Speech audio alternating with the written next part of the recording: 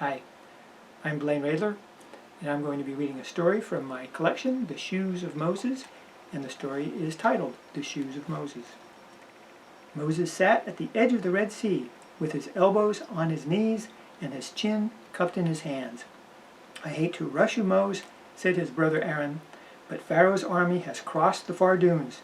They're maybe an hour away." "Then don't," the founder of Israel replied, staring out over the choppy waters. Yahweh had not been specific when he had told him at the burning bush that he was to be granted the power of miracles in order to free his people from Egypt. Moses had learned that this charter was not carte blanche.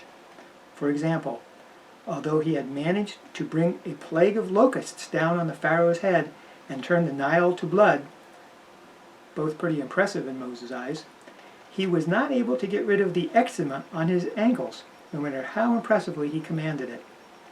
It was as though God had a bag of certain miracles he held out to Moses, and it was his task to try and grab the right one for the right job. Only, he did not even know what was in the bag when he reached blindly in. Moses had a sense that this was one of those miracle times. The Egyptian army was hot on their trail, and the Red Sea stretched out before them, and there was not a boat in sight. Should he reach into the bag and try to pull out a dozen boats? Somehow, based on the previous miracles, he guessed that Yahweh was counting on something more impressive. After all, how miraculous would it sound centuries later that Moses had led his people to safety in boats?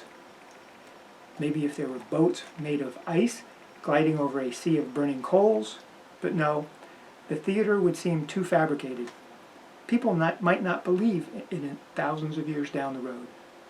No, Moses guessed that Yahweh had something simple, yet awe-inspiring in mind.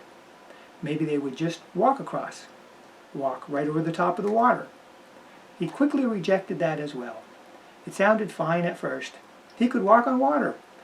But then the image of his people, seen from a distance, shuffling along on the horizon, dropping things, wandering off to the side to pee, seemed altogether ordinary.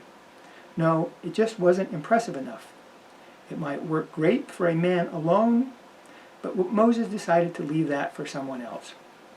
On the other hand, if they were going to walk across, maybe they needed something else big enough to take the attention off of them. And then it hit him. Of course, they would not walk on the water. The sea would make way for them. Moses was sweating by now. This was so stressful. Each time one of these miracle events came along, he wondered if he was going to figure it out in time. He always worried that maybe this was the one. He'd reach in the bag and it would be empty.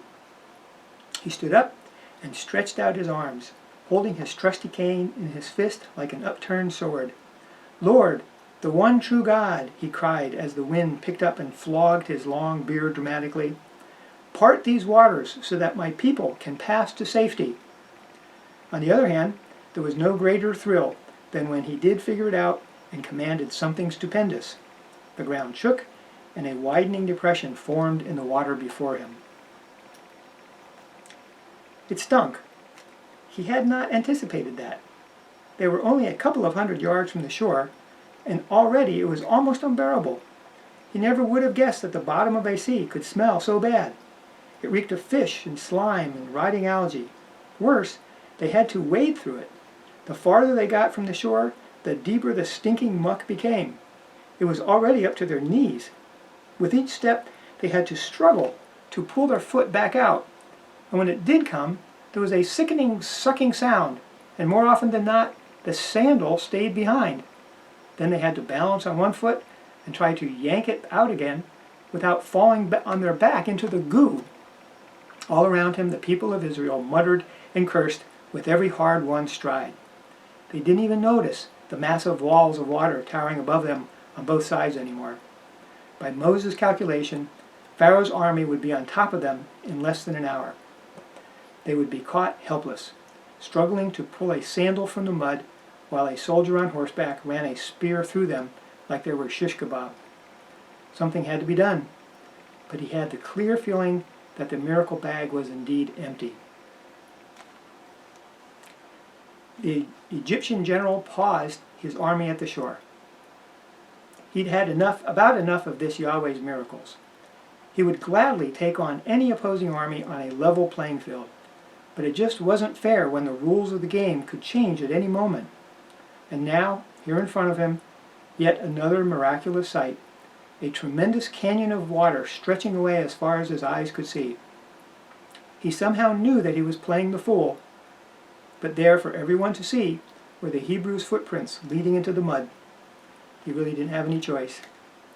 50 yards from the shore, he knew that this was not as easy as it had looked. Of course, the mud was getting thicker, and the horses were slowing down. And the stink, whew! But as long as the footprints of the fugitives continued on before them, he had to follow. 15 minutes later, they came to a stop once more. The holes in the mud made by the struggling legs suddenly disappeared. It was as though each of the limb's owners had simply vanished. Not exactly. The footprints had not disappeared completely. He could see that leading away from each last hole was a line of circular imprints, perhaps half a cubit across. He didn't stop to contemplate this. Fate awaited. He raised his arm and led his men on through the sucking muck. Hours later, far from the side of the Egyptian shore, the general heard a rumble. He wasn't really surprised, and he wasn't really angry. He understood that they were simply pawns in the hands of this spectacle-loving Yahweh. On the far shore of the Red Sea, in the land of Sinai, Moses sat with his people and watched the walls of water crash back together. He had done it again. He felt overwhelming relief wash through him and decided that they would break out the wineskins that night. He needed the deep sleep of a good intoxication. The waters of the Red Sea settled, and the people of Israel continued untying the cooking pans from their feet. Aaron sat down next to Moses. "That was brilliant, Mose. I suppose you had a vision from God that wearing the pans would let us walk over the mud?" Moses gave him a reproving look. "I can take credit for at least one miracle." He held up the pot he'd just taken off. "In a pinch," he said, "you sometimes have to think outside the bag."